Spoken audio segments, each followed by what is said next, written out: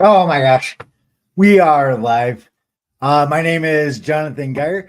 Uh, I decided to do these live streams to help explain the context behind what I was writing, what I'm able to write in my newsletter. Easy to read deep thoughts is only a tiny portion of what I consider when I'm working through these ideas. If you've ever seen the movie Ghost with making the pot of clay or like pottery shaping something into something good, I don't know, like a pot. That's what I do mentally with each one of these articles. So I start off with a general concept, a rough draft, like a chunk of clay, and then I mold it into something hopefully um, best case is relatable to other people's, beneficial to other people's. Um, Best case, it helps express what I'm thinking. Why? Because it's fun. I hope other people. I feel better when I'm able to maintain, to foster. Maybe that's a better word, to foster this kind of ideology in other people, so I can have somebody to talk with. You know, it's lame thinking of this kind of stuff and this kind of perspective by yourself, right? Like bouncing ideas. Like I'm aware enough to know that I'm not aware. And that's kind of like a paradoxical loop, but it's just how perception works. Okay. I'm going back into it. Oh, background. So I had the opportunity, I don't know, maybe 5, 6 years ago, maybe even more. I don't remember. I had the opportunity to sit down and drink a cup of coffee with 30 some odd thousand veterans in our local VA. They were scheduled to come to my office and we talked. We talked about anything. You know, it was basically an information desk. So if the veterans needed something, I helped them connect the dots, or our team helped connect the dots. Well, this newsletter, what I post, essentially my brand online is output. It's a byproduct of these veteran interactions, or the veteran interactions are they're a key part of how I think. This perception that I'm dissecting, analyzing all the veterans, speaking with all the veterans, learning from all these veterans, played a key role into my current state. Right, so I'm going to reference that fair amount uh, throughout this. Um, yeah. Well, in the grand scheme of things, just to summarize that real quick, and then I'm going to get into reading the newsletter. In the grand scheme of things, speaking with 30,000 people, drinking a cup of coffee. So it's not just that we were speaking. I wasn't presenting. I wasn't talking at them, right? They didn't have to do anything. My office was, it was an information desk. It actually was as lame as it sounds. It's just an information desk. The positive part, the thing we won all these national awards for, the thing we were able to save lives, like that's an exact description. We saved lives from this information desk, and it was like a heart to heart connection, right? The national VA asked me to quantify how we were able to help all the veterans, and it took me like I I still can't say I've achieved what they were asking for, but a lot of what I do now is the output of that national VA request. Like, how are you helping so many veterans? Like, how are you able to do this? And it's essentially, we're all different, So this is a bit of a rabbit hole, and I'm just gonna go on the surface level, and then I'll get back to it. We were able to help them because I adapted my communication style to match whatever they need. Like right now, I'm cognizant that I'm talking fast, and that might jack up some people's anxiety. So maybe it's in my best interest to slow it down. Maybe provide a shoulder to talk to, or just an ear to talk to, or shoulder to lean on, ear to talk to. Like everybody's different. Uh, with that being said, those individual deviations from whatever the normal is, they can be categorized. And we use the DISC framework. I use the DISC framework to categorize those differences in perception. I adapted me to match whatever the veteran needed. So if National VA is watching it all, that's my answer. Like we changed us. The one thing we had control over, we changed us to match them. And how do you teach that? Super hard. Super hard. Or maybe it's really easy. I don't know. I haven't figured it out yet. It's empathy. Like how do you generate empathy, right? And then empathy comes first, and then it's the and I think in visuals. So I'm picturing this like the mechanics of what to do, the empathetic mechanics. Like once you're walking in somebody's shoes, what do you do with that information? Well, there's a mechanical process or a logical process that goes from that. It starts at empathy and then it goes down. Empathy is not very actionable. Like, yeah. Oh my gosh, I'm just gonna get into it. So my new strategy, this is LinkedIn Live 2. My new strategy is to read a paragraph and then maybe provide a little context per paragraph. The original strategy is read all the way through, go back through. Doesn't work like that. I am gonna say it while I'm thinking of it to bypass any of the oh my gosh, I'm a visual thinker now. I'm thinking ohms of resistance and electrical wire to bypass any of the resistance and trying to remember what I was thinking when I originally said it, or when I was reading through it. Yep. Okay, we're going to it. I heard the word frugal used a few times by a few different people last week. It's a good newsletter post. What does that word mean to you? The dictionary has a definition, which I still haven't bothered to look it up. Why? Because it doesn't matter. I have a general idea. The formalities of definition are both not required for this post, and ironically, the theme of the post. Well, first off, I like that sentence. It sounds cool. I was patting myself on the back a little bit there. So, well, to summarize what I meant by that, I'm not sure how to dive into that. I'm going to go down a little bit rabbit hole, then I'll come back over. High probability, this is going to be a little discombobulated, whatever. I'm going for it anyway. So the formalities of definition, that is a big deal. That actually speaks to my last week post, the first LinkedIn Live. Definition matters, right? So like I'm trying to think of an example. You read different versions of the Bible. They have it's the same information, but it's written in a different way. It might provide contextual information. It might have a different cover on it. Well, does that matter? Yes, it does. Right? Different dictionaries, different versions of dictionaries describe the same word differently. Does that matter? Yes, it does. The next question would be, why does it matter? It's the same word, and that's this point that I'm expressing right now. That's where most of the American populace is at. Like if the dictionary says that word, that must be the definition of that word, right? It's very, very surface level, for obvious reasons. It's not like a good or bad kind of thing. Like you only invest mental energy, your cognitive cycles towards things that matter, and then the goal is to invest less time thinking about the things that matter the least. Right. Well, I highly recommend you think about this one. The definition of words matter. Your definition might be different from my definition. So if I use that word and you use the word, are we talking about the same thing? Nope, we are not, which is super interesting. In my last post, I spoke to a level of depth. I'm kind of making this up as we go. I don't want to reiterate what I did last week, but I think there might be a new audience here, so maybe I should describe anyway. Level of depth. Oh crap! I can't think of another metaphor. So I'm going to use the one I used last week. Are you awake? Are you sleeping? Well, if you apply a level of depth to it, you might be kind of awake and you might be kind of sleeping. When we're talking about the definition of words, we might be talking about let's go ironic. The definition of the word definition. What does that mean? What does it mean when you're defining something? Like, and it's based on perception. I think in visuals. So does the dictionary define stuff for me the same way it defines somebody that doesn't think in visuals? No, it does not. And it's got absolutely nothing to do with the dictionary. Why? Because I am different than the target audience, or high probability I was different than that target audience. So the level of depth, the level of depth that the dictionary provides is very, very surface level. It's very bland. It's the McDonald's, not the made to order fancy restaurant, right? It's all blah. And that actually matters. Okay. Rabbit hole. I'm going to get back into it.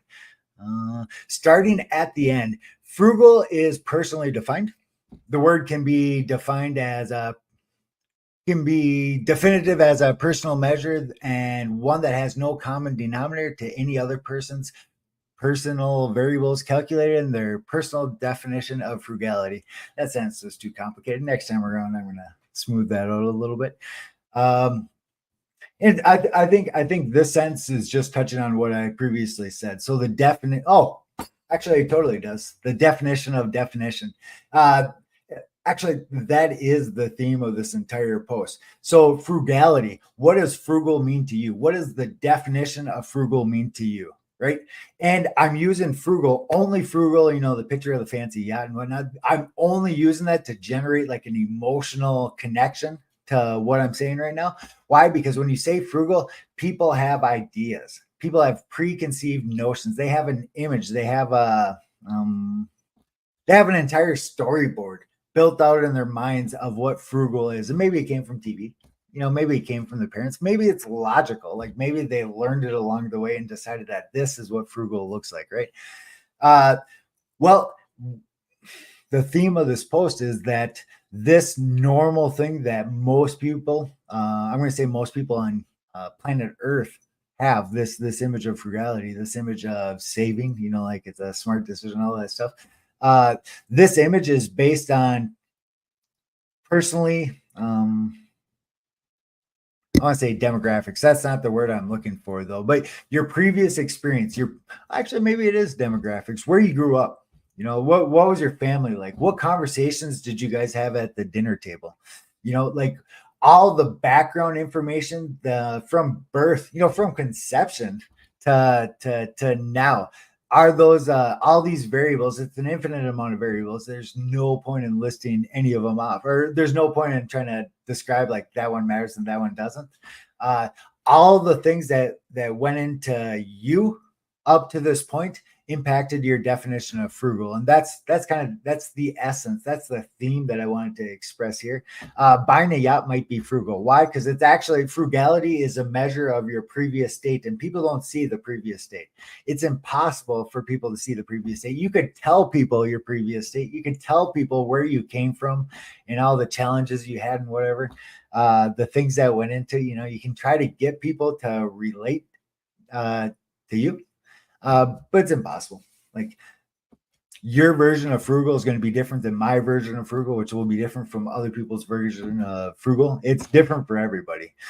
It's impossible for it to not be different for everybody. And the interesting part is we use this word loosely. Going back to the opening paragraph, I heard two people use the word frugal last week, and they were using it.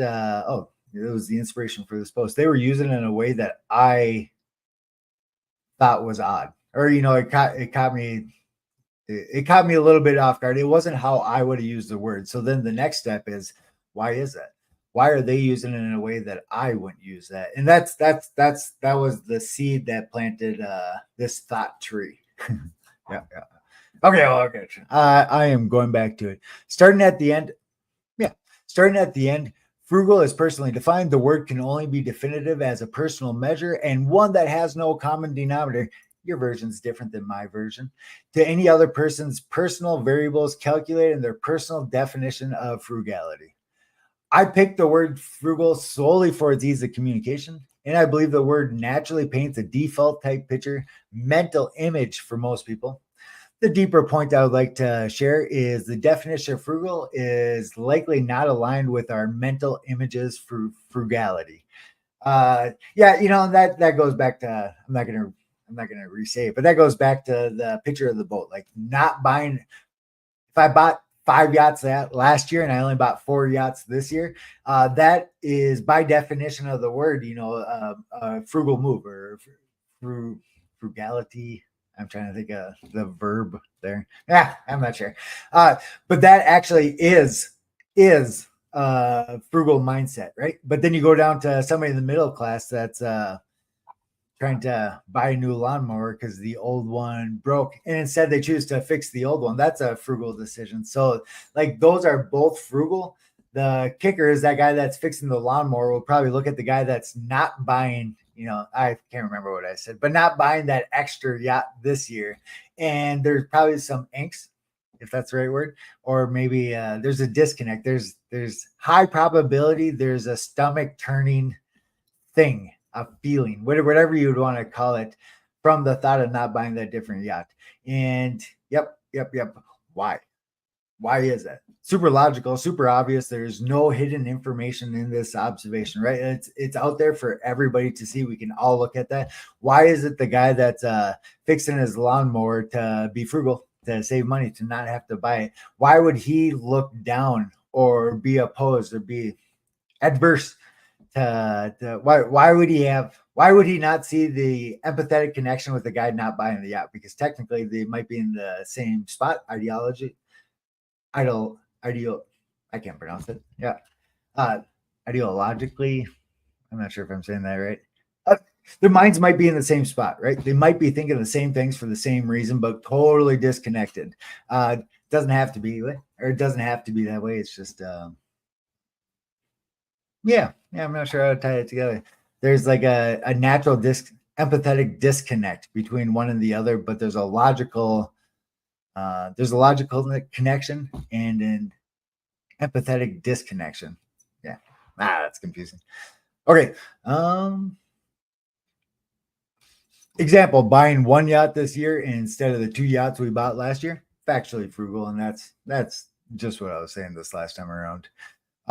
Moving our perspective up from the lower level semantics of definition, I think visually. So actually, in my mind, just to empathetically come walk in my shoes for a little bit, in my mind, I actually do like thinking visually. I mentally actually do go above this 2D information. Then I look down on it. Slight deviation here, but in a lot of presentations, like I'm giving this right now, tonight, later on after this presentation, I absorb enough information as I'm given this that I'll kind of like step outside of this first person perspective, and I'll use a third person perspective to watch me talking about this first person perspective.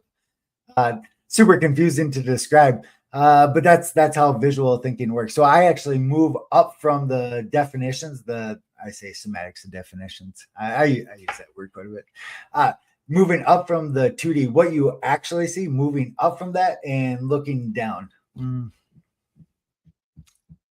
Oh my gosh. Okay. As I was thinking of that, I started thinking of the scientists saying like things are a hologram. That's kind of what we're talking about here. Well, yeah.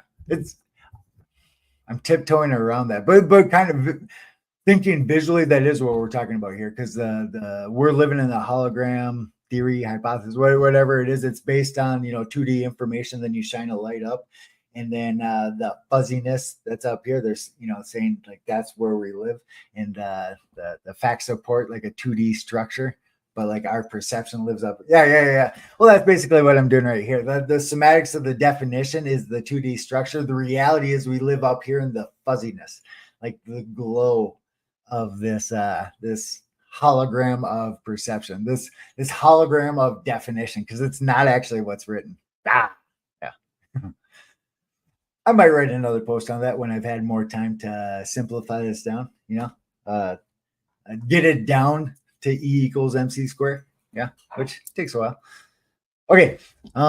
Moving our perspective up from the lower level semantics of definition, all sorts of well-accepted, standard, common type human perception concepts become questionable. Why do you think the way you think? Spoiler alert, that's going to be the theme of most of my posts. Why? Because that's where my life is. Like, that's where I spend my time thinking. Why do I think the way that you think? Or why do I think the way that I think? And then the next step is, why do you think the way that you think? Then why do you think the way you think about what I think and the way I think it? Like it's there's like playing chess. I say I think a few moves ahead of time. Oh my gosh, there's going to be a slight deviation. I'm going to skip over that. We'll save that post for a different day. What we're talking about here is me empathetically walking in your shoes and then looking backwards at me. What does that look like? Yeah. No, I'm going to skip over that one. Moving up the perspective from the lower level semantics and definition, all sorts of well-accepted, standard, common type human perception concepts become questionable. Question everything, right? And that's just how cognitive biases work. Who's got cognitive biases? Everybody. Like that's definition. Now I'm picturing like terms of matter. You have the matter you can see, and then you have all the atoms, the quantum that makes up the matter you can see. What we're talking about is the quantum here. Everybody sees the matter, and then they're like, hey, I can see that, so then it must be true. Nope, that is not how things work. Like everything is atoms. Whatever you're seeing, that you're not seeing the atoms in your hand. You're seeing the visual of the hand itself. That's a perception thing. The reality is you are seeing the atoms. Like it looks like a hand. We think it's a hand. We don't think about the atoms. Like it's counterintuitive. It's not natural to view this as a collection of atoms, but the reality is it's a collection of atoms. Like undeniable, case closed, close the book. It's a cloud of atoms. But our perception says it's a hand, and we say it's a hand, and life goes on just fine. That's what I'm talking about here. That is not real. Like it's a hologram of perception. Oh, LA, that ties all back together. It's a hologram of perception. The real thing is this 2D structure, whatever you'd want to call it. We live up here in the cloud of perception. I'm not sure what they call it in the hologram theory or whatnot, but whatever this illuminous kind of the above the 2D structure, that's actually where human perception works. Right. Yeah. Okay, moving on. Specifically, frugal is a verb or used or understood best as a verb, independent from any visual output or conclusion. Equal output could be anything, and that speaks to what I just tried describing using the hologram visual. Oh my gosh, I think in visuals, right? So I'm actually picturing the hologram, and I'm actually picturing the 2D translucent structure with the light shining underneath, and then I'm trying to get it on camera, the hologram up here. Like that's what I'm picturing right now, and I'm solving problems. Like I'm thinking of what to say next from this visual structure that I have in my mind. But I'm trying to express that to you. Super tough. Maybe I'll have my daughter draw some pictures or some sort of visual. Yes, there is no factual reason at all to have a preconceived image of frugality when the word frugal is used, but there's a high probability everybody reading this post still has a preconceived image for their personal definition of frugality. Why? It's the deep thought part of this post, and I touched on that earlier. Your version of frugal is different than my version of frugal, and it's impossible for that to be any different. Like it is guaranteed. It is 100%. It is. I make fun of people for using absolutes. It is absolutely true that your definition of frugal is not my definition of frugal, and at the same time, it still is. Why? Because real life, everything has depth. Every word has depth. Every observation has depth. Touching on what I said in my first post, like this is why the legal system works the way it is. Nothing is as it seems, right? And that's not a new thing. It's been like that forever. Like that's how human beings work, right? Any other conclusion is simplifying it, kind of like E equals MC squared. Well, there's a lot going on with that tiny little simple, easy to read equation. And that's what we're talking about right here. Everything you see, everything like all the first response emotional kind of stuff, that's all surface level. It's way deeper. You see the hand, not the atoms in the hand. But this is just atoms. Like it's not a hand, it's a cloud of atoms, right? That is the functional reality. That is the 2D structure. This being a hand, as we want to call it, this hologram thing is confusing. I'm just using it to describe the visual that I have going on in my mind. But this is a cloud of atoms. It's not a hand. Hand is this perception, this overlay that we put on top of this cloud of atoms, so it makes more sense. Yeah. Go down to the cloud of atoms. Everything is atoms. Don't see the whiteboard behind me. See the atoms that encompass, that create this whiteboard. It's just like a different kind of perception. Oh my gosh, I just out of the matrix. See the stuff coming down the screen. Don't see the images. It actually works like that. Yep. Okay. I don't remember where I'm at. There is no factual reason at all to have a preconceived image of frugality when the word frugal is used, but high probability everybody reading this post has a preconceived image.